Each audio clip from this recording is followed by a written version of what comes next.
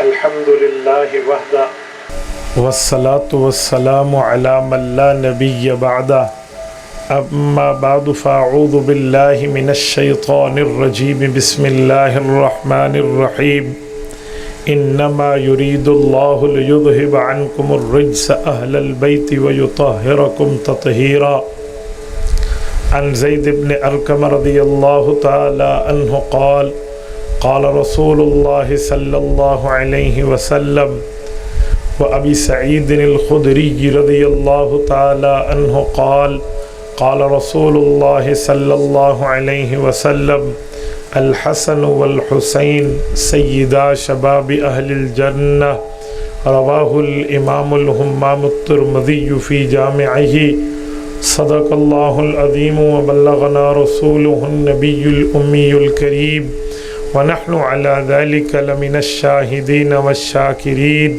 والحمد للہ رب العالمین۔ اس کے ساؤنڈ میں دھمک ختم کر دیں، آواز بالکل ایک ہی اور سادہ ہو۔ معزز دوستو، آج 22 اگست 2022 بروز پیر ہے، اور آپ کے یہاں کوٹلہ جام ضلع بکھر میں سالانہ شہادت کربلا کانفرنس ہے۔ میں گزشتہ سال آپ کی خدمت میں اس ساتھ والے پلاٹ میں حاضر ہوا تھا، اور یہ اس سال میری دوسری حاضری ہے۔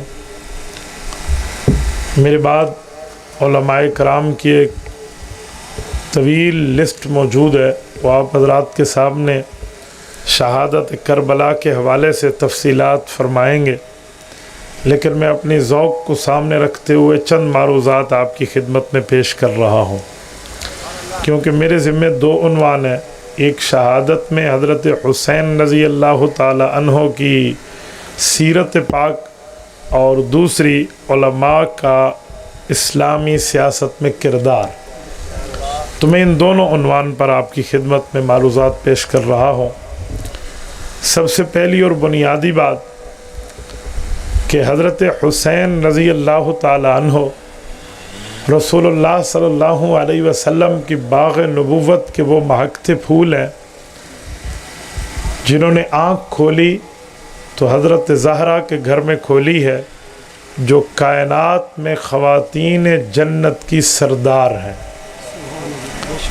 اور جنہوں نے پرورش پائی ہے جس گود میں، اس افضل ترین خاتون کا نام ام الفضل زوجہ حضرت عباس رضی اللہ عنہما ہے، اور انہوں نے جس کندھے پر سواری کی ہے وہ کندھا دوش رسالت صلی اللہ علیہ وسلم کا ہے۔ حضرت حسین کی پیدائش سے پہلے ان کے دنیا میں آنے کی خوشخبریاں مل گئی تھی۔ مشکات شریف میں حدیث پاک موجود ہے، ام الفضل بنت عباس یہ فرماتی ہے، میں نے ایک خواب دیکھا، اور خواب میں میں نے یہ چیز دیکھی کہ رسول پاک صلی اللہ علیہ وسلم موجود ہے، آقا نامدار صلی اللہ علیہ وآلہ وسلم کے جسم کا کوئی ٹکڑا کٹتا ہے، اور جسم کا وہ ٹکڑا کٹ کے الگ ہو کے میری گود میں آ جاتا ہے۔ کہتی ہے میں بہت پریشان ہو گئی کہ حضور پاک صلی اللہ علیہ وسلم کے جسم کا ٹکڑا کٹا، اس کا مطلب پھر میری گود میں آ کر گرا، اس کا مطلب۔ کہتی ہے میں اس خواب کی تعبیر لینے حضور پاک صلی اللہ علیہ وسلم کی خدمت میں حاضر ہوئی۔ میں نے عرض کیا یا رسول اللہ، میں نے ایک خواب دیکھا ہے، اور خواب میں میں نے ایک عجیب خوفناک صورتحال دیکھی ہے۔ آپ علیہ الصلوۃ والسلام نے مجھ سے پوچھا وہ خوفناک صورتحال کیا ہے؟ کہ یا رسول اللہ وہ خوفناک صورتحال یہ ہے کہ آپ کے جسم کا کوئی ٹکڑا کٹ کے، کوئی بازو کوئی ہاتھ اس طرح ٹکڑا کٹ کے میری گود میں آ کر گرتا ہے، میں تو بہت پریشان ہوں۔ یہ بات یاد رکھیں کہ جو خواب جیسے دیکھا جاتا ہے بہت کم ہے کہ ویسے ہو، اس کی تعبیر بعض اوقات اس کے خلاف بھی ہوتی ہے یا اس میں اشارات موجود ہوتے ہیں، اور خواب ہر بندے کا کام بھی نہیں ہے کہ خواب کی تعبیر دے. آج کل ہر دوسرا بندہ معبر بنا پھرتا ہے. کوئی خواب سنا ہے تو لوگ کہتے ہیں جی انہا مطلب ای ہوئے، وہ ہو یا نہ ہو. میں حیران ہو جاتا ہوں. یہ غلط فہمی اپنے اندر سے ہمیں ختم کرنی چاہیے. ایک خاتون میرے پاس آئی خواب لے کر. جب انہوں نے خواب سنایا، اب میں تعبیر دینے لگا تو مجھے کہا ذرا صبر. میرے بیٹے نے بھی تعبیر دی ہے. خواب یہ تھا کہ مجھے خواب میں کوئی کہتا ہے ذالکم خیر لکم. تو عورت اس آیت کا ترجمہ پوچھنے آئی کہ ذالکم خیر لکم کا کیا ترجمہ ہے. تو کہنے لگی جب میں نے اپنے بیٹے کو سنایا، چلاتا تو وہ ریڈی ہے، مولوی حافظ عالم کاری نہیں ہے، لیکن اس نے کہا اس کا مطلب ہوتا ہے ذالکم خیر لکم، تو ذالیاں میں تمہاری خیر ہے، آپ عورتیں آپ کی خیر ہے. تو میں نے کہا ٹھیک ہے، ایک مفتی صاحب سے آپ پوچھ کے آ گئی ہیں، آپ دوبارہ پوچھنے کی کیا ضرورت ہے. تو اس لیے خواب کی تعبیر میں جلدی نہ کیا کر.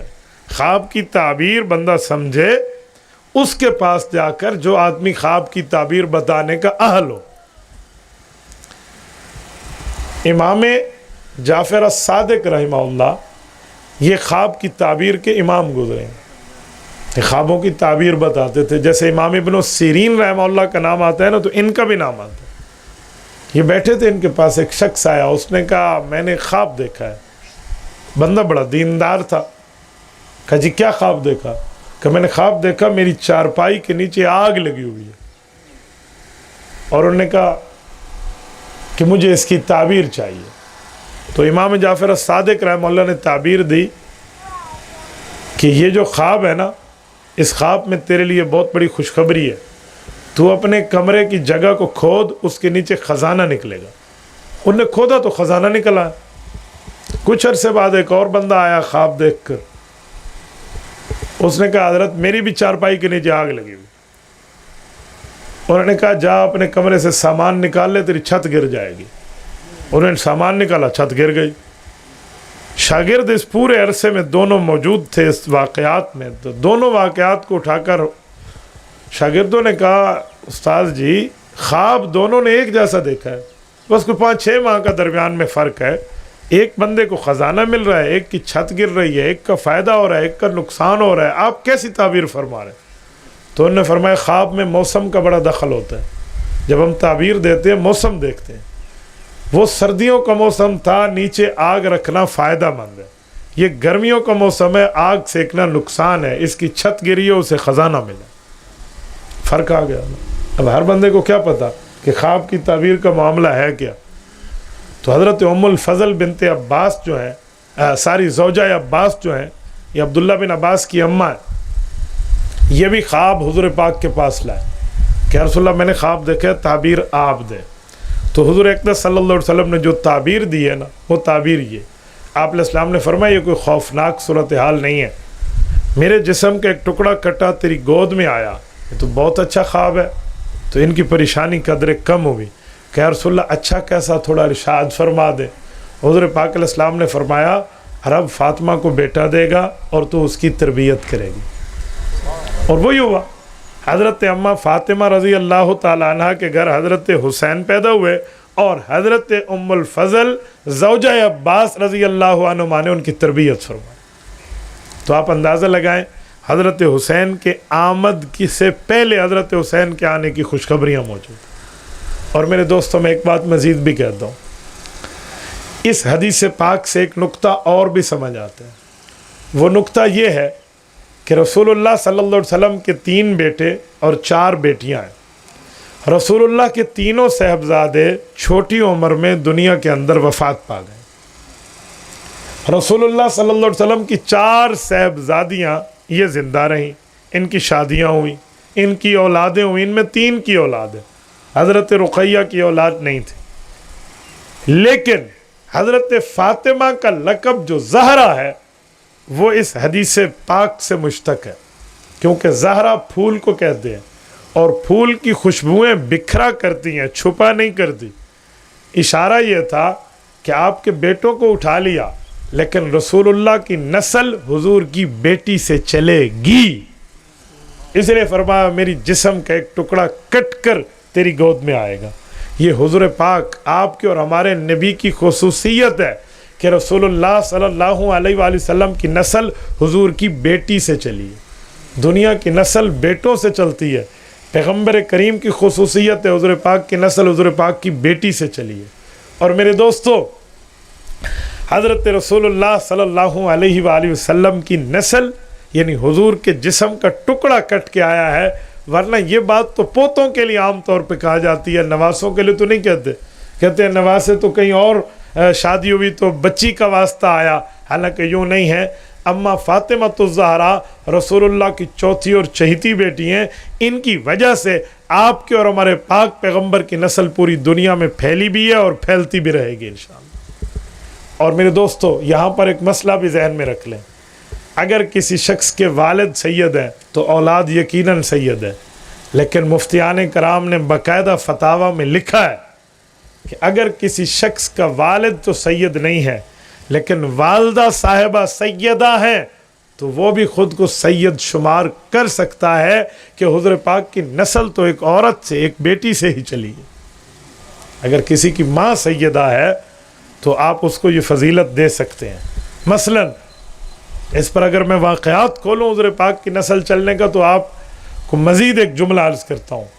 حضرت عمر رضی اللہ تعالیٰ عنہ دور خلافت میں اور حضرت علی المرتضیٰ رضی اللہ تعالیٰ عنہ سے حضرت علی کی بیٹی کا رشتہ مانگتے ہیں، جو حضرت علی اور اماں فاطمہ کی اولاد ہے، حضرت ام کلثوم، حضرت حسن حسین کی چھوٹی چھوٹی بہنیں ہیں۔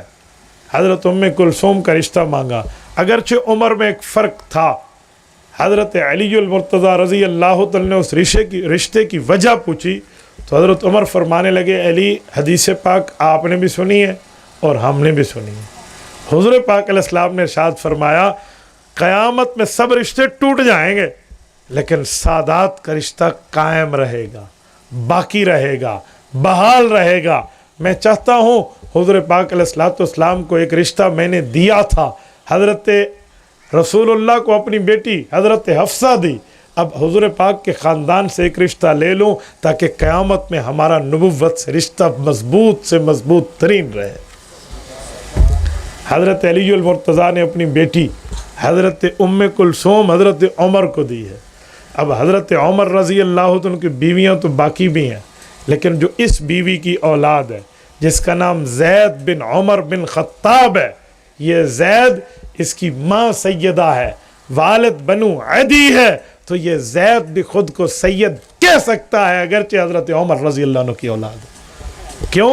یہ حضرت علی المرتضیٰ کا نواسا ہے، حضرت علی اس کے نانا ہے، اماں فاطمہ کا نواسا ہے، اماں فاطمہ رضی اللہ عنہ ان کی نانی ہے، اور حضرت عمر رضی اللہ عنہ کو بیٹا ہے تو حضرت عمر داماد فاطمہ بھی ہے، داماد حیدر بھی ہے۔ اور میرے دوستو، یہ کوئی اختلافی بات بھی نہیں ہے، یہ اتفاقی بات ہے۔ کوئی کہے ہم اختلافی بات کر رہے ہیں، جی نہیں، اہل تشیع اور اہل سنت والجماعت ان دونوں کی کتب میں موجود ہے۔ آپ دونوں کی کتابیں میں 10 حوالے آپ کی خدمت میں پیش کر سکتا ہوں کہ اختلافی بات نہیں ہے، یہ اتفاقی بات۔ اس بنیاد پر ہم ایک جملہ کہتے ہیں کہ سید کا رشتہ سید کے گھرانے میں بھی ہو سکتا ہے، اور اگر سادات کے گھر والے چاہیں تو سیدہ بچی کا رشتہ غیر سید کو بھی ان کے ماں باپ دے سکتے ہیں۔ ہاں، اگر کوئی زبردستی سے یہ رشتے کی بات کرے تو ہم اس کو ناجائز کہتے ہیں کہ وہاں کفر کا مسئلہ ہو جاتا ہے، لیکن جہاں والدین اپنی سیدہ بیٹی کا رشتہ غیر سید کو دینا چاہیں تو دینا جائز ہے۔ اب میرے والد محترم قریشی صدیقی ہیں، سیدنا ابوبکر صدیق رضی اللہ عنہ کے اولاد سے ہیں، لیکن میرے نانا جان تو ہاشمی سید ہے، مولانا محمد امین ہاشمی سید رحمہ اللہ شاہ تھے، انہوں نے اپنی بچی ہمارے والد محترم کو دی جو ہماری اماں ہے، تو کوئی مسئلہ نہیں ہے۔ لوگ کہتے ہیں سیدہ کا غیر سید سے نکاح نہیں ہوتا، بھئی نہیں ہوتا تو یہ مسئلہ تمہیں پتہ چلا ہے، حضرت علی المرتضیٰ کو پتہ نہیں تھا، انہوں نے تو حضرت عمر کو خود رشتہ دیا، تو لہٰذا اس طرح کی بات نہیں ہوتی۔ تو میں نے کہا رسول اللہ صلی اللہ علیہ وسلم کی نسل حضور پاک کی بیٹی سے چلی ہے۔ اب توجہ رکھنا، میں ایک بات مزید عرض کرنے لگا ہوں۔ حضرت حسین رضی اللہ تعالیٰ عنہ کے آمد سے پہلے حضرت حسین کے بارے میں خوشخبریاں موجود ہیں۔ توجہ، جب سیدنا حسین رضی اللہ تعالیٰ عنہ اس دنیا میں تشریف لائے ہیں، گھٹی رسول اللہ نے دی ہے، عقیقہ رسول اللہ صلی اللہ علیہ وسلم نے کیا ہے، نام رسول اللہ صلی اللہ علیہ وسلم نے رکھا ہے۔ میرے دوستو، رسالت مآب علیہ الصلوۃ والسلام کے کندھوں پہ سواری کی ہے، حضور پاک علیہ الصلوۃ والسلام کے ممبر پر بیٹھ کر رسول اللہ کے بیان کے دوران حضور پاک علیہ السلام کی گود میں بیٹھ کر بیان سنے بھی ہیں، اور یہ تربیت۔ آج مسئلہ یہ ہے، اتنی بات حضرت حسین کی بتا کر اس کے بعد ساری بات حضرت حسین کی شہادت کی سنائی جاتی ہے۔ کسے سیرت کا ہو نا تو وہ سیرت اتنی سنائے گا، بچپنا ایسے گزرا، نام ایسے رکھا، فضیلتیں ایسی ملی، حضور پاک علیہ السلام نے اٹھایا، کندھے پہ بٹھایا، آپ علیہ السلام کے کمر مبارک پہ سواری کی تو حضور پاک نے سجدہ لمبا فرما دیا، پوری یہ سنائیں، اس کے بعد شہادت سنائیں گے۔ یار میں ایک سوال کرنے کا حق رکھتا ہوں، حضرت حسین کا بچپن ہے اور پھر حضرت حسین کی شہادت ہے، درمیانی عمر نہیں ہے، جوانی نہیں ہے، وہ بھی تو سنا ہے نا۔ حضرت حسین کی شہادت کے وقت عمر بعض لوگوں نے 56، بعض نے 58 سال لکھی ہے۔ یار یہ تو بچپن کے 6-7 سال ہو گئے، اور شہادت 58 سال میں، جو 50 سال کی بقایا زندگی ہے وہ بھی تو سنا ہے نا، وہ نہیں بتائیں گے۔ پتہ کیوں نہیں بتائیں گے؟ اگر وہ بتائیں تو مسئلہ ایک اور نکل آئے گا۔ وہ مسئلہ کیا ہے؟ حضرت رسول اللہ کی وفات ہوئی ہے، رسالت مآب علیہ السلام کے دنیا سے جانے پہ حضرت حسین 7 سال کی عمر پوری 8ویں سال میں ہے۔ اب 8ویں سال کا بچن اچھا بھلا غور کرتا ہے، سمجھتا ہے، بات کرتا ہے، بات سنتا ہے، رپلائی کرتا ہے سوال جواب کا، اور دور حضرت ابو بکر کا شروع ہے، پھر 2.5 سال ہے، یہ 10 سال ہونے کے لگ بھگ عمر ہے، پھر پورے اگلے 10 سال کی خلافت جو ہے یہ حضرت عمر رضی اللہ عنہ کی ہے، حضرت حسین کی عمر 20 سال ہے، پھر اس کے بعد 12 سال کی خلافت حضرت عثمان کی ہے، حضرت حسین کی عمر 32 سال ہے۔ یہ سنائیں تو یارانہ صحابہ سے اہل بیت کا نظر آئے گا، اور اگر نظر آ گیا، پتہ چل گیا کہ حضرت حسین کی جوانی خلافت ثلاثہ کے دور میں کتنی محبت سے گزری، اگر یہ باتیں بتائیں تو پھر تو جھوٹے کا مذہب جھوٹا ہو جائے گا نا۔ جس نے ادھر آواز ہے اور ادھر آواز ہے اور یوں کہا اور یوں کہا پر معاملہ چلایا ہوا ہے، جس نے ساری زندگی جھوٹ بول بول کے آل بیت اور صحابہ کو نعوذ باللہ لڑایا ہوا ہے، اس کی دکانداری بیچارے کی بند ہو جائے گی، وہ تو دیوالیہ ہو جائے گا، اس نے تو ڈوب جانا ہے۔ وہ آگے سنائے گا، بتائے گا کیا؟ اس لیے مٹی پاؤ بھائی، کیا کیا انہوں نے؟ صرف بچپن اور صرف شہادت، ختم۔ یوں نہیں ہے، بڑا آسان سا ایزلی کویسچن ہے۔ آپ کسی سے کہیں کہ حضرت حسین کی جوانی تو سنا دیں، حضرت ابوبکر صدیق رضی اللہ عنہ کا دور ہے، کوئی یہ واقعہ صدیقی دور کا ہے؟ کوئی کتابوں میں ہے تو دکھاؤ، نہیں تو ہم دکھا دیں گے، اگر وہ کہیں نہیں ہے تو ہم پیش کریں گے۔ فاروقی دور میں تو 20 سال عمر ہو گئی تھی، اور حضرت عمر کا گھر حضرت حسین کا کوئی پرایا گھر نہیں تھا، اپنی بہن کا گھر تھا، نہیں سمجھے؟ وہاں بھی کوئی واقعہ ہے تو وہ بھی بتائے۔ اور حضرت عثمان میں تو 12 سال کی خلافت ہے، اور حضرت عثمان رضی اللہ عنہ کا گھر بھی حضرت حسین کا پرایا گھر نہیں ہے، خالہ کا گھر ہے، نہیں سمجھے؟ حضرت فاطمہ کی 2 بہنیں حضرت عثمان کے گھر ہے نا، تو خالہ کا گھر ہے۔ آج کل کوئی کسی گھر بندہ زیادہ آئے جائے نا، اردو میں ایک مثال دیتے ہیں، تو خالہ جی کا گھر پڑایا ہوا ہے، یہ کیوں کہتے ہیں؟ آپ خالہ جی کا گھر سمجھے ہوئے ہیں۔ یہ جملہ صرف اس وجہ سے کہتے ہیں کہ خالہ کا گھر تو خالہ کا گھر ہی ہوتا ہے نا، تو ماں کی بہن ہے۔ نہ شریعت خالہ سے پردہ بتاتی ہے، نہ شریعت خالہ سے کوئی معاملے کی اوپر نیچے کے حالات بتاتی ہے۔ خالہ کی حد تک پردہ نہیں ہے، اس کی اولاد کی بات نہیں کر رہا، ورنہ تو راہ کٹ گنو میں خالہ کے گھر کوئی پردہ کوئی نہیں، مول سے اجازت دیتا ہے، وہ خالہ نال کوئی نہیں، ٹھیک ہے؟ تو حضرت عثمان کا گھر تو حضرت حسین کی خالہ کا گھر ہے، تو خالہ جی کے گھر میں بڑا آنا جانا ہے، اور خالو بھی ہو اور امیر المومنین وقت بھی ہو۔ اور پھر اس کے بعد حضرت حسین رضی اللہ تعالیٰ عنہ کی عمر مبارک جب 32 سال 33 سال کے لگ بھگ ہے، حضرت عثمان کی شہادت ہے۔ ذرا بتائیں، شہادت عثمان میں بھی حضرت حسین کا کوئی کردار ہے تو وہ بھی پیش فرمائے نا، کوئی کیمٹس ہوگا۔ چلو میں تیری مان لیتا ہوں، حضرت حسین رضی اللہ عنہ نے چلو کوئی نعوذ باللہ تردید میں بات فرما دی ہو کہ شہادت ٹھیک ہوئی حضرت عثمان کی، وہ دکھا دے، وہ تو نہیں ملے گا۔ دفاع کرتے ہوئے تو ملیں گے جو میں حوالہ پیش کروں گا، لیکن وہ نہیں دکھائیں گے آپ۔ اچھا، پھر حضرت علی المرتضیٰ کا دور خلافت کتنا ہے؟ 4.5 سے 4.25 سال کا دور خلافت ہے۔ حضرت حسین کی عمر 38 سال ہو گئی، ٹھیک ہے، 38 ساڑھے 38 سال بنی ہے، 6 سے 8 ماہ خلافت حضرت حسن رضی اللہ عنہ کی ہے، یہ 40 سال کے لگ بھگ 39 سال کا زمانہ حضرت حسین کی عمر کا بن گیا.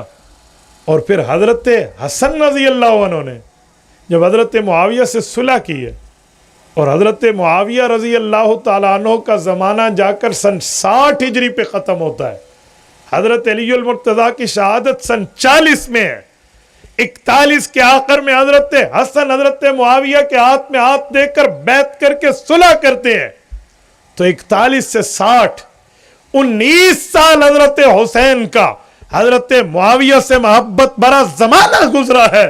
وہ تو بتا دو کیا وجہ ہے؟ کوئی شیر مادر سمجھ کے بندہ اپنی اماں جان کا دودھ سمجھ کے بندہ پی لے اور یوں معاملے کو ختم کر لے، یوں نہیں ہے.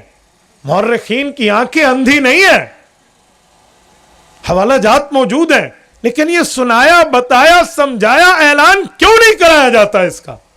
میں تو بہت حیران ہوں.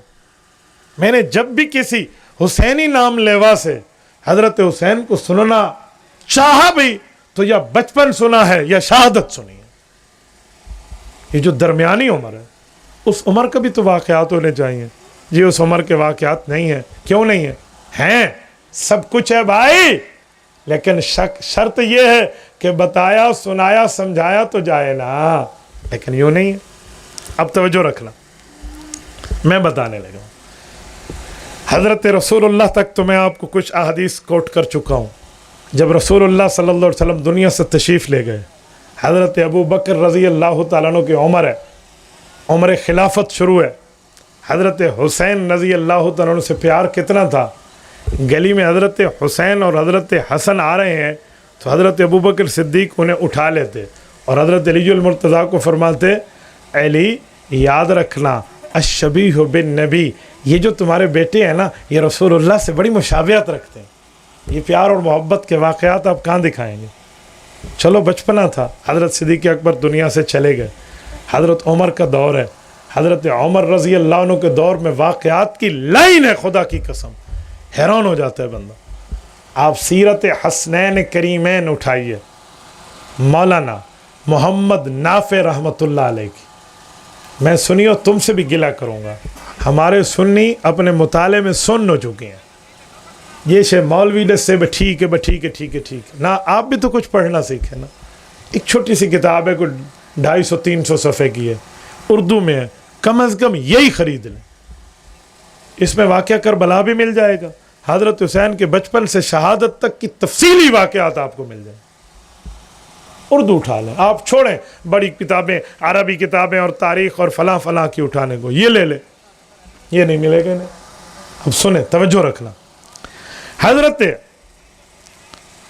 عمر فاروق کا زمانہ ہے. حضرت عمر فاروق رضی اللہ عنہ کے دور میں ایک جہاد سے مال غنیمت آتا ہے، اور مال غنیمت میں جوڑے، سوٹ، لباس، ڈریس موجود ہے، تقسیم کیے جاتے ہیں. لیکن حضرت عمر سمجھتے ہیں کہ ان لباسوں میں وہ حیثیت نہیں ہے، اس سوٹ میں وہ اہمیت نہیں ہے جو میں حسین اور حسن کو پہناؤں، یہ ان کی شان کے مطابق نہیں ہے. کیا کیا جائے؟ تو حضرت عمر رضی اللہ عنہ نے اسپیشل ایک فارس گھڑ سوار بھیجا جو یمن گیا اور اسی کمپنی کا اعلیٰ درجے کے 2 سوٹ بنوا کے لائے اور حضرت حسن اور حسین کو پہنائے. حضرت عمر نے انہیں چلتے ہوئے دیکھا، بیٹھ کر کہا اللہ کی قسم اب میرا دل خوش ہو گیا. آپ اٹھائیے ابن کثیر، کہا اب میرا، جس کو ہم اپنی زبان میں کہتے ہیں نا، میرے سینے ٹھڈ بہ گئی ہے، کیونکہ جو پہلے سوٹ ملے تھے نا ان کی شان کے مطابق نہیں تھے، وہ تو مال غنیمت کے آئے تھے. یہ واقعات کہاں جائیں گے؟ اور جب حضرت عمر رضی اللہ تعالیٰ عنہ کو حضرت حسین سے ملنے کا اتفاق ہوا تو حضرت عمر رضی اللہ تعالیٰ عنہ نے فرمایا آپ ہمارے پاس آیا کریں. کہا جی ٹھیک ہے. ایک عرصہ گزرا، کچھ دنوں بعد حضرت عمر نے پوچھا آپ آتے نہیں ہیں؟ کم یہ آیا تھا. آپ حضرت معاویہ کے ساتھ، یہ ابن کثیر میں ہے، ایک مشورہ کر رہے تھے. آپ کے بیٹے عبداللہ بن عمر اندر آنے چاہے کہ میں ابو کے پاس جاتا ہوں، دربان نے روک دیا تھا، تو میں نے سوچا جب امیر المؤمنین کا بیٹا اندر نہیں جا سکتا، ایسی کوئی خاص میٹنگ چل رہی ہے وہاں، میں کہاں جا سکتا ہوں؟ تو کہا بیٹا آپ آ جاتے، میرے دربان کو پتہ ہے میرا بیٹا نہیں آئے گا، حضور کا بیٹا آئے گا۔ یہ واقعات کہاں جائیں گے؟ یہ بھی محبت بتائیں نا، کہ وہ پابندی میرے بیٹے تک تھی، وہ آپ کے لیے نہیں تھی۔ اور میرے دوستو، حضرت عمر رضی اللہ عنہ کے دور میں یزدجر بادشاہ کی بیٹی جو گرفتار ہو کر آئی ہے شہزادی، تو حضرت عمر نے اس کے لیے شہزادے کا انتخاب کیا۔ دنیا نے سمجھا امیر المومنین اپنے بیٹے سے رشتہ کرے گا، وہ رشتہ حضرت حسین سے کرایا۔ میں اس مسئلے پہ اہل سنت کی کتابیں پڑھتا ہوں اور اہل تشیع دوستوں کو پڑھتا ہوں۔ ایک ہمارے اہل تشیع مصنف نے لکھا ہے کہ یہ بیٹی جو آئی تھی حضرت عمر کا دور نہیں تھا، حضرت عثمان کا دور تھا، حضرت عثمان نے حضرت حسین سے شادی کرائی تھی۔ میں نے کہا بات ایسی نہیں ہے، بات حضرت عمر کی ہے، لیکن میں تیری پھر بھی مان لیتا ہوں، مجھے پھر بھی ماننے میں اعتراض نہیں ہے۔ تو اس سے پتہ چلا کہ حضرت عثمان سے حضرت حسین کے گھرانے کی محبت تھی، چلو پھر بھی ایسی مانا جائے۔ تو میرے دوستو، حضرت عمر نے رشتہ کرایا، اور اس رشتے کی بدولت حضرت حسین کے جو بیٹے پیدا ہوئے ہیں، ان کا نام دنیا میں امام سجاد، دنیا میں امام زین العابدین، بعض نے علی الاوسط، بعض نے اسے علی کا نام بھی دیا ہے، علی ابن حسین ابن علی، جو امام زین العابدین ہے، یہ انہی کی اولاد ہے۔ اور ایک بات کہوں، سادات کی نسل میں جو بقا ہے نا، کیونکہ حضور پاک کی نسل تو حضور کی بیٹی سے چلی ہے، اور اس میں امام زین العابدین حضرت حسین رضی اللہ تعالیٰ عنہ کے فرزند ہیں، اور یہ کربلا کے واحد غازی ہیں جن سے حضرت حسین کی نسل آگے چلی ہے۔ اور یہ نسل تو حضرت عمر نے چلوائی تھی، تبھی تو رشتہ کرایا تھا۔ آپ نسل کو یاد رکھ گئے، جہاں سے رشتہ طے ہوا تھا اسے بھول گئے۔ یہ بھی تو پیار واقعات ہیں، یہ بھی محبت ہے۔ حضرت عثمان کا دور آتا ہے، حضرت عثمان غنی کے دور میں تو حضرت حسین رضی اللہ عنہ بطور مجاہد جہاد فی سبیل اللہ کے لیے نکلے ہیں، اور تبرستان کے جزیرے کو فتح کر کے آئے ہیں۔ حضرت عثمان غنی رضی اللہ عنہ کا دور خلافت ہے، اور حضرت حسین ان کے دور میں مجاہد بن کر جہاد کے میدان میں موجود ہے۔ اگر نعوذ باللہ نیک بغض والے کی بات مان کے اس خلافت کو غصب والی خلافت مانو، اس حکومت کو قبضے والی حکومت مانو، اور اس حق کی حکومت کو ناجائز حکومت مانو، تو بتا ناجائز حکومت کا جہاد نہیں ہوتا، وہ تو فساد ہوتا ہے، اور فساد میں شرکت کرنے والا مجاہد نہیں ہوتا، فسادی ہوتا ہے۔ تو اگر یہ خلافت عثمانی اور خلافت راشدہ نعوذ باللہ غلط تھی، تو پھر ان کے دور کا جہاد نہیں بنتا، اور حضرت حسین تو اس دور میں جہاد فرما رہے ہیں اور جہاد کے لیے تشریف لے جا رہے ہیں۔ یہ کیا ہے؟ کیا حضرت حسین پر نعوذ باللہ آپ فسادی ہونے کا اطلاق کریں گے؟ لیکن یہاں یوں بھی نہیں ہے۔ حضرت حسین اور حضرت حسن دونوں ہیں۔ یہ غزوہ یہ جو وہ ہے جنگ تبرستان ہے، اس کی فتح میں یہ دونوں بھائی شامل ہیں حضرت عثمان غنی کے بھیجے ہوئے لشکر میں۔ تو میرے دوستو، یہ بھی محبت کی باتیں ہیں۔ اور ایک جملہ مزید سنیں، امام ابن کثیر نے بھی ایک واقعہ لکھا ہے، اور اس کو محمد ابن جریر الطبری رحمہ اللہ، جن کی تفسیر ہے، جس کو جامع البیان کہتے ہیں، تفسیر طبری، انہی کی تاریخ ہے جسے تاریخ طبری کہتے ہیں۔ لوگ سمجھتے ہیں یہ اہل تشیع ہے، یوں نہیں ہے۔ محمد بن جریر الطبری نام سے دو بندے ہیں، ایک 224 میں وفات پا رہا ہے اور ایک 310 میں وفات پا رہا ہے۔ یہ 310 والا جس کی تفسیر طبری بھی ہے، تاریخ طبری بھی ہے، یہ اہل سنت والجماعت مؤلف ہے، یہ وہ مؤلف ہے، اور اس کے تقوی اور طہارت اور للہیت پہ پورے واقعات موجود ہیں۔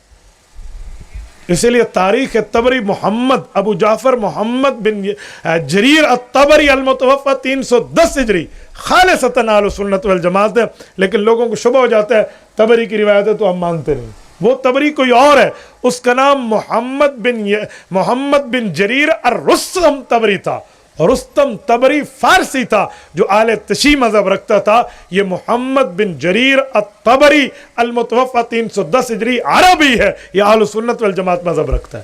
اس نے تاریخ بھی لکھی ہے اور تفسیر بھی لکھی ہے۔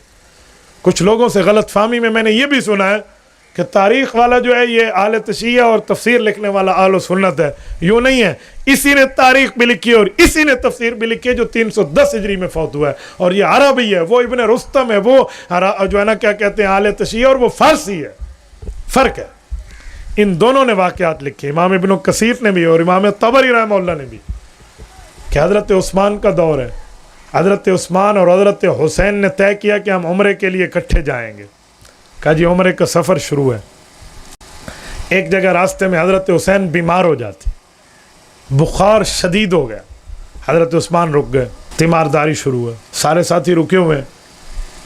حضرت حسین نے ایک دن کہا خالو آپ تشریف لے جائیے, آپ عمرہ پورا کر لیجئے, میں بہت بیمار ہوں, مجھے نہیں لگتا میں عمرے کا سفر کر پاؤں گا, میری وجہ سے آپ سب کے عمرے رہ جائیں گے, بس 1-2 بندے میرے ساتھ چھوڑ دیں, پیچھے اطلاع ہم گھر میں کر دیتے ہیں, آپ تشریف لے جائیں. حضرت عثمان نے کہا ایسا نہیں ہو سکتا, میں تیرے ساتھ چلا ہوں, ہم اکٹھے جائیں گے, میں آدھے راستے میں چھوڑ کے چلا جاؤں, بیماری آتی رہتی ہے, ٹھیک ہے کوئی نہیں مسئلہ, ہم رکے ہوئے.